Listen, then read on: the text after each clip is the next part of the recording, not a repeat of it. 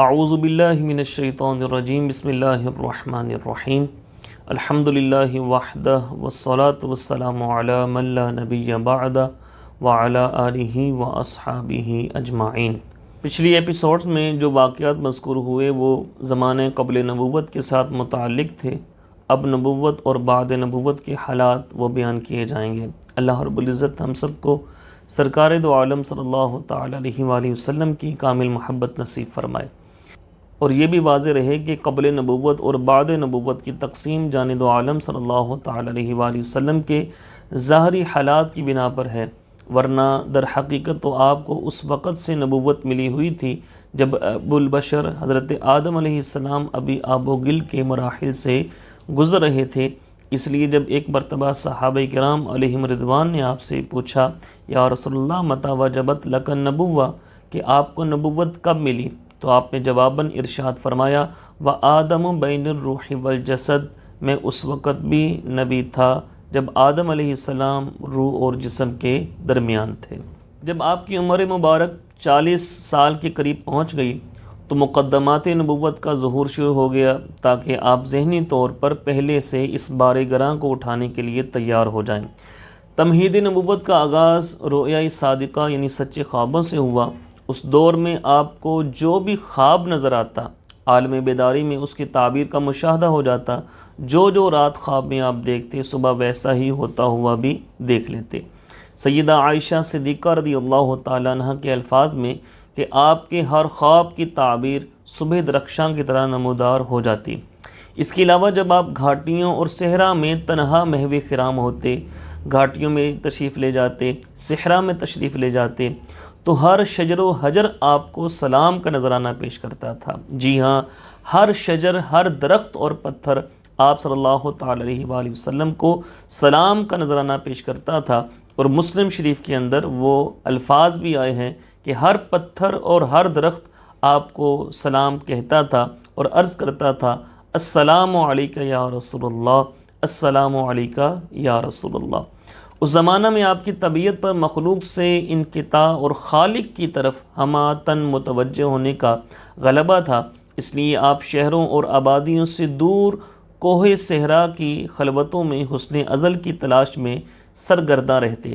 رفتہ رفتہ آپ نے غار حرا کو اپنی تنہائیوں کا رازدار بنا لیا، کھانے پینے کی ضروری اشیاء ساتھ لے لیتے اور کئی دن اس مقدس غار میں گزار دیتے۔ کبھی کبھی تو پورا مہینہ وہیں بسر کرتے اور انتظار مراقبہ کی لذتوں سے سرشار ہوتے۔ بالآخر ایک دن عرصہ انتظار ختم ہوا اور 21 رمضان المبارک کو بروز پیر اللہ تعالیٰ کے جلیل القدر قاصد جبریل امین رب العالمین کے ازلی اور ابدی پیغام کی پہلی قسط لے کر نازل ہوئے، اور جانب دو عالم صلی اللہ علیہ وآلہ وسلم سے کہا، اقرا، پڑھیے۔ آپ صلی اللہ تعالی علیہ وآلہ وسلم نے جواباً ارشاد فرمایا، ما انا بقارئ، میں پڑھنے والا نہیں ہوں۔ اس پر جبریل امین نے آپ کو اپنے سینے سے چمٹا کر اچھی طرح بھینچا، پھر کہا، اقرا۔ آپ نے پھر فرمایا، ما انا بقارئ۔ جبریل امین نے آپ کو دوبارہ اپنے سینے سے لگایا اور کہا، اقرا۔ آپ نے پھر فرمایا، ما انا بقارئ، میں پڑھنے والا نہیں۔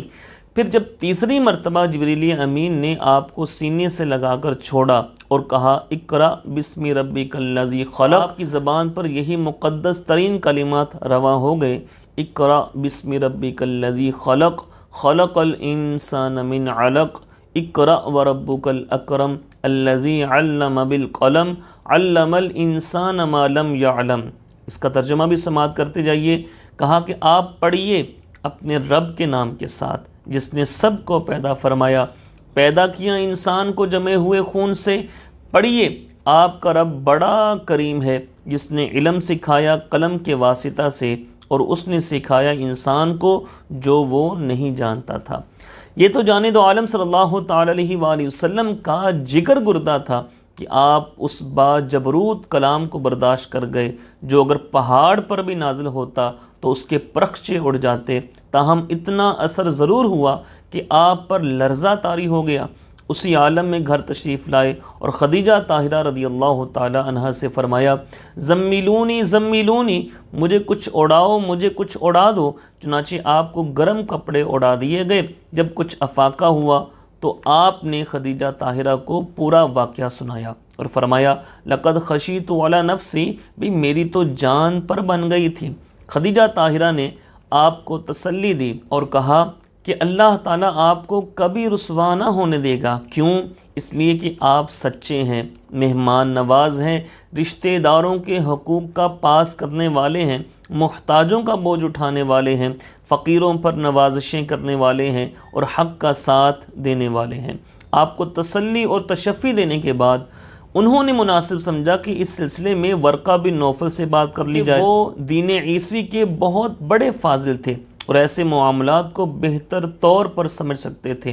چنانچہ خدیجہ طاہرہ جان دو عالم صلی اللہ تعالی علیہ وآلہ وسلم کو ان کے پاس لے گئیں اور ان سے کہا بھائی جان ذرا اپنے بھتیجے سے سنیے تو ان کے ساتھ کیا پیش آیا ہے۔ ورقہ نے جان دو عالم صلی اللہ تعالی علیہ وآلہ وسلم سے پوچھا یبن اخی ماذا ترى، بھتیجی آپ نے کیا دیکھا؟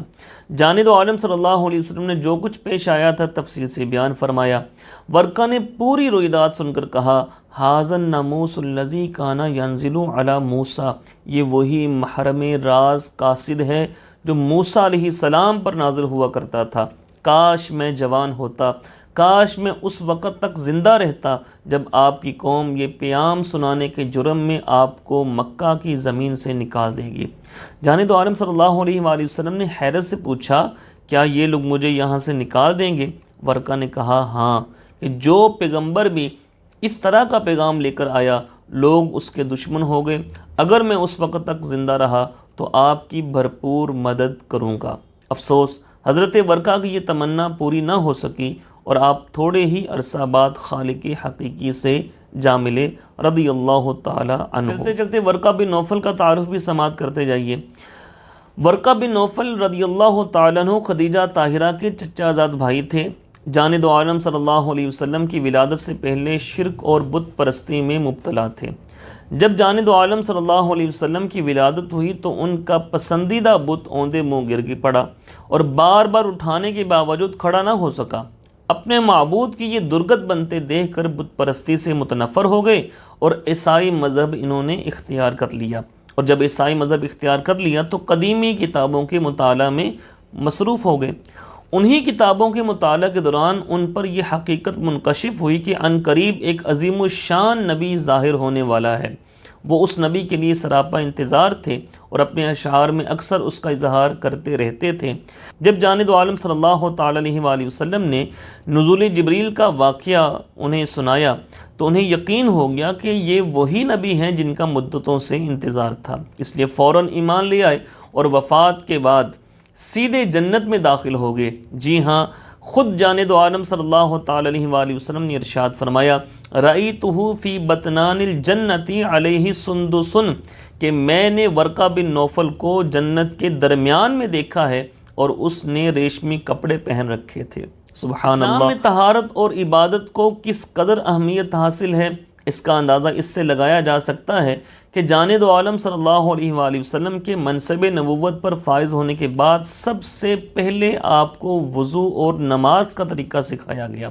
چنانچہ جبریل امین آپ کی خدمت میں حاضر ہوئے اور کہا اللہ تعالیٰ آپ کو سلام کہتا ہے اور فرماتا ہے کہ آپ تمام جن و انس کی طرف رسول ہیں۔ سبحان اللہ۔ دوبارہ اس جملے کو سماعت کیجئے، اور فرماتا ہے کہ آپ تمام جن و انس کی طرف رسول ہیں۔ کوئی رسول آئے ایک بستی کی طرف، کوئی رسول آئے ایک قبیلے کی طرف، کوئی رسول آئے ایک مخصوص علاقے کی طرف، لیکن ہمارے آقا سیدنا محمد مصطفیٰ صلی اللہ تعالی علیہ وآلہ وسلم سارے جہانوں کے لیے رسول بنا کر بھیجے گئے۔ تو اللہ تعالیٰ نے فرمایا کہ آپ تمام جنوں انس کی طرف رسول ہیں، اس لیے انہیں لا الہ الا اللہ محمد الرسول اللہ کی دعوت دیجیے صلی اللہ علیہ وآلہ وسلم۔ اس کے بعد جبریل امین نے اپنی ایڑی زمین پر ماری تو وہاں سے شفاف پانی کا چشمہ ابل پڑا۔ جبریل امین نے آپ کے روبرو اس چشمے سے وضو کیا، پھر آپ سے عرض کی کہ آپ بھی وضو کیجئے۔ چنانچہ آپ نے بھی اسی طرح وضو کیا۔ پھر جبریل امین قبلہ رو ہو کر کھڑے ہو گئے اور آپ سے بھی کہا کہ میرے ساتھ کھڑے ہو جائیے۔ چنانچہ دونوں نے مل کر 2 رکعت نماز ادا کی۔ اس کے بعد جبریل امین علیہ السلام واپس چلے گئے۔ جان دو عالم صلی اللہ تعالی علیہ وآلہ وسلم نے گھر آ کر سیدہ خدیجہ سے یہ واقعہ بیان کیا تو انہیں بے حد خوشی حاصل ہوئی اور خواہش ظاہر کی کہ مجھے بھی وضو اور نماز کا طریقہ بتائیے۔ چنانچہ جان دو عالم صلی اللہ تعالی علیہ وآلہ وسلم کے بتائے ہوئے طریقے پر انہوں نے بھی وضو کیا اور آپ کے ساتھ کھڑے ہو کر نماز پڑھی۔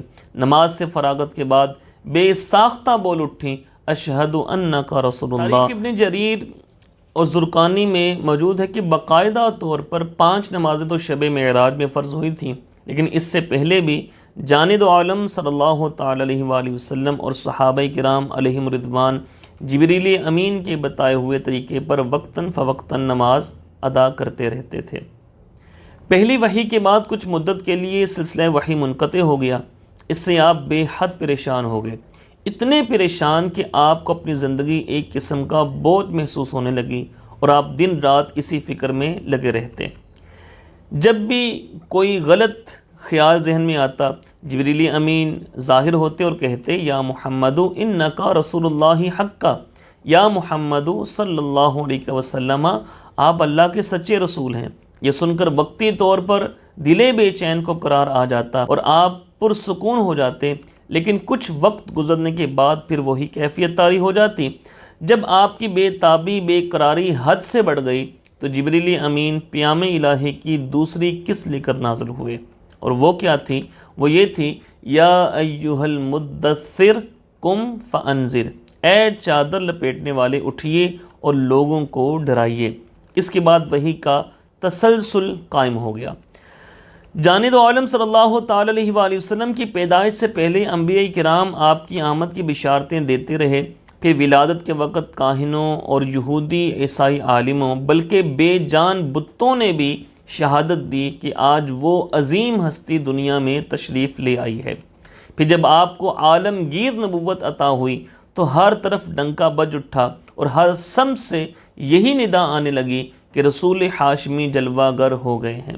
اس لیے جو شخص ہدایت پانا چاہتا ہو اسے چاہیے کہ ان کی خدمت میں حاضر ہو جائے۔ اس قسم کے واقعات یوں تو بہت زیادہ ہیں، مگر ہم صرف چند مستند اور دلچسپ واقعات بیان کرنے پر اکتفا کرتے ہیں۔ سیدنا فاروق اعظم رضی اللہ تعالیٰ عنہ اپنے دور خلافت میں ایک دن احباب کے ساتھ بیٹھے تھے کہ سامنے سے ایک صحابی گزرے۔ کسی نے کہا، امیر المؤمنین، یہ جو شخص گزر رہے ہیں کیا آپ انہیں جانتے ہیں؟ فاروق اعظم نے پوچھا، کون ہے یہ؟ لوگوں نے بتایا، یہ سواد بن قارب ہیں، وہی سواد جن کے تابع ایک جن نے انہیں اللہ کے رسول صلی اللہ علیہ وسلم کی بعثت کی اطلاع دی تھی۔ فاروق اعظم نے ان کو بلا بھیجا۔ وہ آئے تو آپ نے ابتدائی گفتگو کے بعد ان سے پوچھا کہ تمہارے تابع جن نے رسول اللہ صلی اللہ علیہ وسلم کی بعثت کی اطلاع تمہیں کس طرح پہنچائی تھی؟ تو انہوں نے بتایا کہ ایک دن میں نیم بیداری کے عالم میں تھا، میرا جن آیا اور مجھے ہلا جلا کر کہنے لگا، سواد اٹھیے اور میری بات سنیے اور سمجھیے کہ مکہ سے ایک رسول مبعوث ہو گئے ہیں جو اللہ تعالیٰ اور اس کی عبادت کی طرف دعوت دیتے ہیں۔ ان کی دعوت پر لبیک کہتے ہوئے ہر سمت سے جنات کے قافلے مکہ مکرمہ کی طرف رواں دواں ہیں۔ بنی ہاشم کی اس منتخب روزگار ہستی کی خدمت میں حاضری کے لیے آپ بھی چل پڑیں۔ میں نے اس کی باتوں پر کان نہ دھرا، کہا، دعنی انام، چھوڑو مجھے سونے دو، بڑی زور کی نیند آئی ہوئی ہے۔ اس وقت تو وہ چلا گیا، لیکن دوسری رات پھر موجود ہوا، گزشتہ رات کی طرح نصیحت کرنے لگا۔ میں نے پھر بھی توجہ نہ دی تو تیسری رات وہ پھر آیا اور رسول ہاشمی کی خدمت میں حاضری کی تلقین کی۔ آخر اس کی بات ماننا پڑی اور الصبح اپنی اونٹی پر سوار ہو کر آپ صلی اللہ تعالی علیہ وآلہ وسلم کی بارگاہ میں حاضر ہو گیا۔ آپ اس وقت اپنے اصحاب کے ساتھ محفل سجائے بیٹھے تھے۔ میں نے حاضر ہوتے ہی عرض کی، یا رسول اللہ صلی اللہ علیہ وسلم، میرا کلام بھی سماعت کیجیے۔ آپ صلی اللہ تعالی علیہ وآلہ وسلم نے بڑی خندہ پیشانی سے فرمایا، سنائیے۔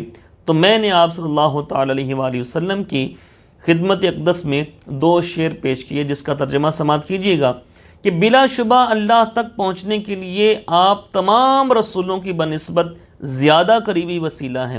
اے معزز اور پاک ہستیوں کے فرزند گرامی، آپ اس روز میری شفاعت کیجئے جس دن آپ کے سوا کوئی بھی شفاعت کرنے والا سواد بن قارب کے کام نہ آ سکے گا۔ یہ نذرانہ عقیدت مقبول بارگاہ ہوا تو آپ صلی اللہ تعالی علیہ وآلہ وسلم اور صحابہ اتنے خوش ہوئے کہ مسرت کی فراوانی سے ان کے چہرے دمک اٹھے۔ نعت ختم ہونے پر آپ صلی اللہ تعالی علیہ وآلہ وسلم نے ارشاد فرمایا، افلحت یا سواد، سبحان اللہ، افلحت یا سواد، اے سواد تم کامیاب ہو گئے۔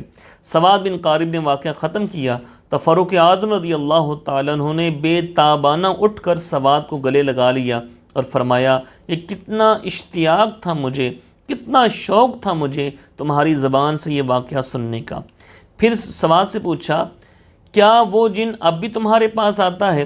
تو سواد نے جواب دیا، جب سے میں نے قرآن پڑھنا شروع کیا ہے یہ کام چھوڑ دیا ہے، اور جنوں کی باتوں سے اللہ کی کتاب بدرجہ بہت زیادہ بہتر ہے۔ فاروق اعظم رضی اللہ تعالیٰ نے فرمایا کہ ایک دفعہ میرے ساتھ بھی اسی طرح کا ایک واقعہ پیش آیا تھا۔ وہ کیا؟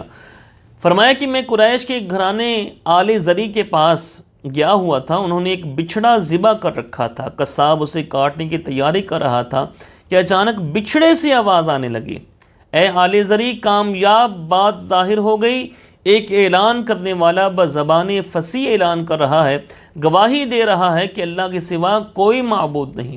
کہتے ہیں یہ میں نے کلام اس بچھڑے سے سنا، حالانکہ وہ تو ذبح کیا جا چکا تھا، لیکن یہ سن کر میں وہاں سے چلا آیا تو انہی ایام میں رسول اللہ صلی اللہ علیہ وسلم نے اپنی نبوت کا اعلان کر دیا۔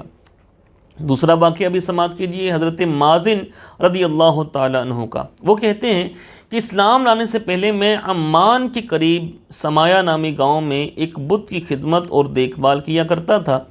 ایک دن ہم قربانی پیش کر کے بت کے سامنے بیٹھے تھے کہ اچانک بت کے اندر سے آواز آنے لگی، اے مازن سن اور خوش ہو جا، بھلائی ظاہر ہو گئی، برائی چھپ گئی، قبیلہ مدر سے ایک نبی اللہ کے دین کے ساتھ مبعوث ہو گیا ہے، اب تم پتھر کے تراشے ہوئے بتوں کی پوجا چھوڑ دو تاکہ جہنم کی گرمی سے بچ جاؤ۔ کہتے ہیں یہ ندا سن کر میں انتہائی خوف زدہ ہوا۔ کچھ دنوں کے بعد پھر اسی طرح قربانی کر کے ہم بیٹھے تھے کہ دوبارہ بت سے یہ صدا آنے لگی، ھذا نبی مرسل جاء بحق منزل، وہ نبی مرسل نازل شدہ حق کے ساتھ آ گیا ہے، اس پر ایمان لے آؤ اور بھڑکتی ہوئی آگ سے نجات پا جاؤ۔ چند دنوں کے بعد حجاز سے ایک آدمی آیا، اس نے بتایا کہ مکہ میں احمد صلی اللہ علیہ وآلہ وسلم نے نبوت کا دعویٰ کیا ہے، ان کے پاس جو بھی جاتا ہے اس سے یہی کہتے ہیں، عجیب داعی اللہ، اللہ کی طرف پکارنے والے کی بات مان لو، اللہ کی طرف پکارنے والے کی بات مان لو، اللہ کی طرف پکارنے والے کی بات مان لو۔ کہتے ہیں یہ سن کر مجھے یقین ہو گیا کہ بت سے جس ہستی کی نبوت کا اعلان ہوا تھا وہ یہی احمد صلی اللہ علیہ وآلہ وسلم ہے۔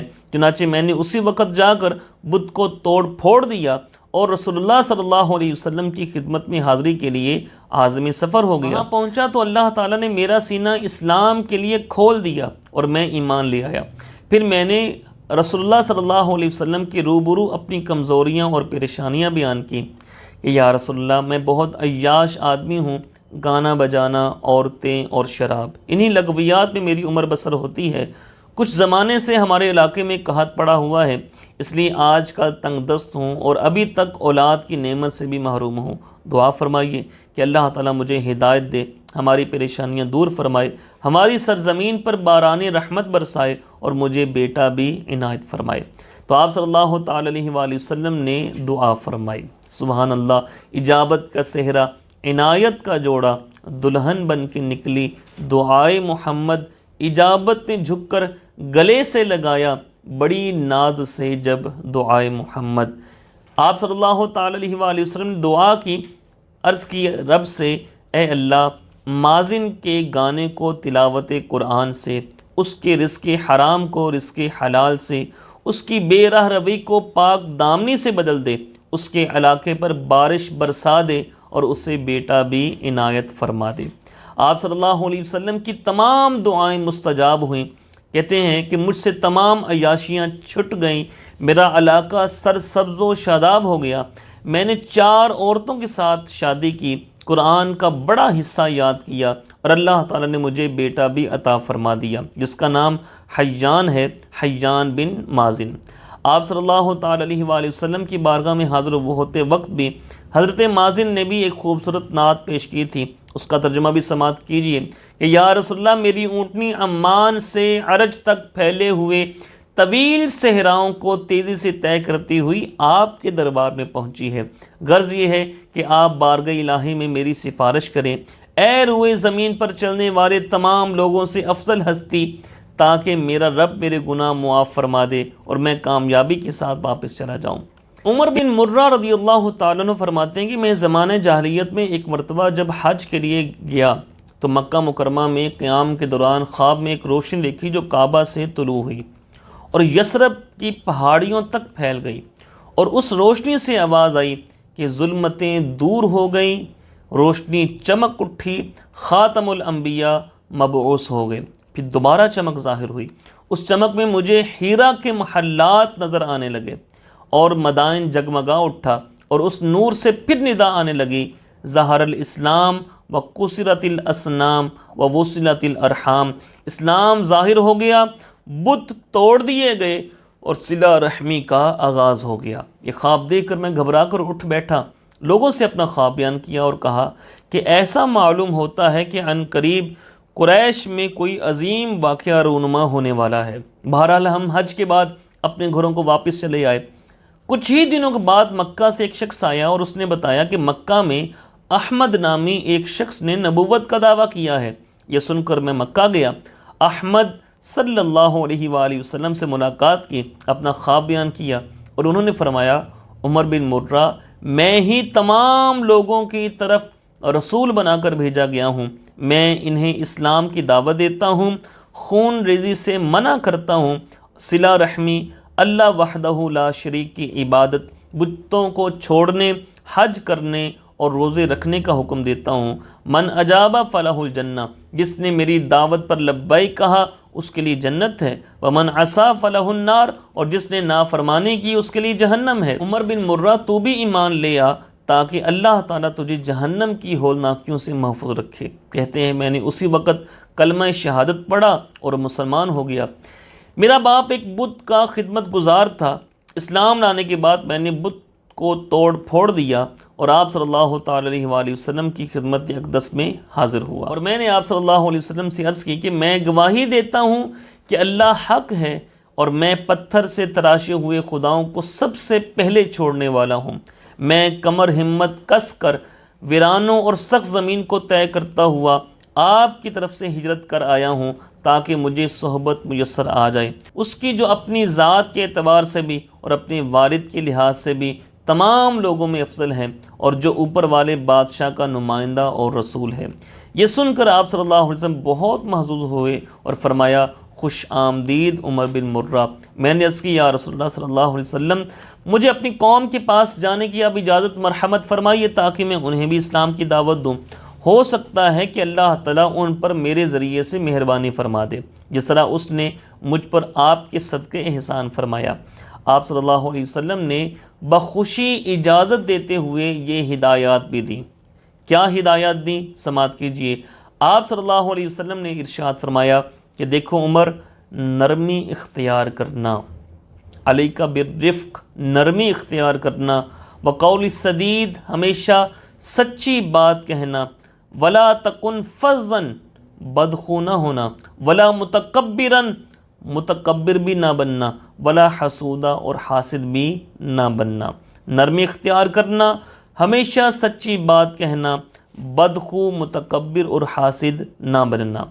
عمر بن مرہ رضی اللہ تعالیٰ عنہ کی تبلیغ سے ایک آدمی کے سوا، جی ہاں ایک آدمی کے سوا، ان کا سارا قبیلہ مسلمان ہو گیا۔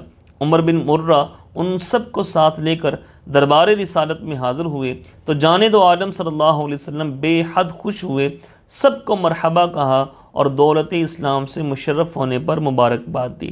اس طرح کے بہت سے واقعات سے تاریخ کا دامن بھرا پڑا ہے، مگر ہم انہی پر اکتفا کرتے ہوئے دوبارہ اپنے اصل موضوع کی طرف لوٹ رہے ہیں۔ وحی الہی کی دوسری قسم میں جب لوگوں کو کفر و شرک کے ہولناک انجام سے ڈرانے کا حکم دیا گیا تو جانب عالم صلی اللہ علیہ وسلم نے تبلیغ کا آغاز کر دیا۔ خدیجۃ الکبریٰ رضی اللہ تعالی عنہا تو اسی وقت ایمان آ چکی تھیں جب آپ پر پہلی وحی اقرأ بسم ربک یہ نازل ہوئی تھی، اس لیے وہ بالاتفاق سب سے پہلی مومنہ ہیں۔ سب سے پہلے جو ایمان لے کے آئیں وہ سیدہ خدیجۃ الکبریٰ رضی اللہ تعالی عنہا ہیں۔ ان کے بعد اولین مومن ہونے کا اعزاز بڑوں میں صدیق اکبر کو، بچوں میں علی مرتضیٰ کو، عورتوں میں ام ایمن کو، آزاد کردہ غلاموں میں زید بن حارثہ کو اور غلاموں میں بلال حبشی کو حاصل ہوا رضی اللہ تعالی عنہم اجمعین۔ صدیق اکبر رضی اللہ تعالیٰ عنہ صاحب ثروت ہونے کے ساتھ ساتھ نہایت خوش اخلاق اور ملنسار انسان تھے، اس لیے ان کا حلقہ احباب کافی وسیع تھا۔ ان کی ترغیب سے متعدد افراد حلقہ بگوش اسلام ہو گئے اور یوں کفر و شرک کی سرزمین پر اللہ کو وحدہ لا شریک ماننے والوں کی ایک چھوٹی سی جماعت تیار ہو گئی۔ یہ بندگان خدا عبادت کے لیے گھاٹیوں کی طرف نکل جاتے اور مشرکین سے چھپ کر نماز ادا کرتے۔ ایک دن حضرت سعد بن ابی وقاص رضی اللہ تعالیٰ عنہ اہل اسلام کے ساتھ ایک گھاٹی میں نماز ادا کر رہے تھے کہ ناگاہ مشرکین کا ایک گروہ ادھر آ نکلا۔ اصحاب جانب عالم صلی اللہ علیہ وسلم کو یوں مصروف عبادت دیکھ کر یہ لوگ سیخ پا ہو گئے، بڑے غصے میں آئے، برا بلا کہنے لگے، تلخ کلامی بڑی تو نوبت ہاتھا پائی تک جا پہنچی۔ سعد بن ابی وقاص کے ہاتھ میں کسی مردہ اونٹ کے جبڑے کی ہڈی آ گئی۔ انہوں نے اپنے مخالف کو وہی دے ماری جس سے وہ زخمی ہو گیا اور اس کا خون بہنے لگا۔ بہرحال وقتی طور پر تو معاملہ رفع دفع ہو گیا، مگر جانب عالم صلی اللہ علیہ وسلم کو خیال آیا کہ اس طرح تو روز روز جھگڑے ہوں گے، اس لیے کوئی ایسا مکان ہونا چاہیے جہاں اہل ایمان مشرکین کی نظروں سے اوجل رہتے ہوئے اپنے رب کی عبادت بھی کر سکیں اور وہیں ان کی اجتماعی تعلیم و تربیت بھی ہو سکے۔ اس مقصد کے لیے آپ کی نگاہی انتخاب دار ارقم پر پڑی۔ حضرت ارقم رضی اللہ تعالیٰ عنہ خود بھی اس مقدس جماعت کے ایک رکن تھے، اس لیے انہیں کیا اعتراض ہو سکتا تھا۔ چنانچہ دار ارقم کو دعوت ایمانی کا پہلا ہیڈ کوارٹر بننے کا شرف حاصل ہو گیا، جہاں اللہ تعالیٰ کا محبوب نمائندہ 3 سال تک اپنے پیروکاروں کو آداب خود آگاہی سکھاتا رہا اور ان کے سامنے اسرار شہنشاہی بے نقاب کرتا رہا۔ 3 سال تک یہ تحریک خفیہ طور پر چلتی رہی۔ اس دور میں صرف محرمان خاص کو اسلام کی دعوت دی جاتی تھی اور پوری احتیاط برتی جاتی کہ راز ظاہر نہ ہو، کیونکہ اس وقت تک اعلانیہ دعوت کے بارے میں کوئی حکم نازل نہیں ہوا تھا۔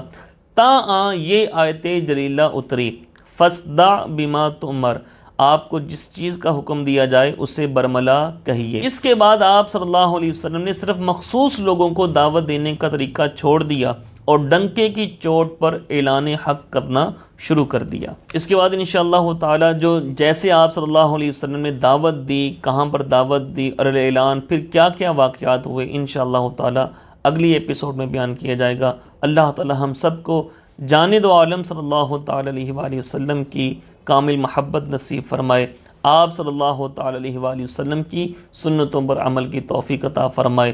وآخر دعوانا ان الحمد للہ رب العالمین۔